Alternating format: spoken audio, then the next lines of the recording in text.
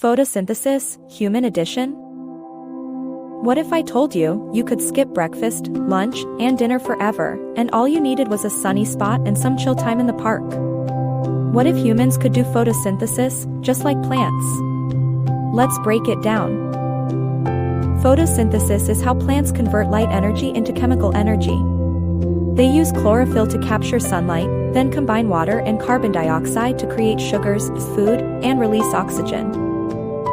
Imagine humans doing this. We'd absorb sunlight through our skin, process carbon dioxide from our breath, and poof, energy. No more grocery bills.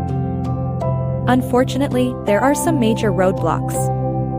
First, we lack chlorophyll. We need a way to incorporate it into our cells, which is a huge genetic engineering challenge.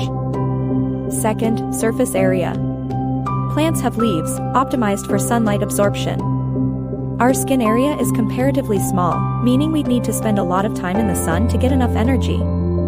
Think hours, not minutes. While human photosynthesis is currently science fiction, it's a fascinating thought experiment. It highlights the incredible efficiency of plants and the complex challenges of bioengineering. Maybe someday, with enough scientific breakthroughs, we could supplement our diets with a little sunshine. But for now, stick to your veggies. Did this spark your interest in the amazing world of plant biology? Subscribe for more mind-blowing science facts and leave a comment below with other science topics you'd like us to explore.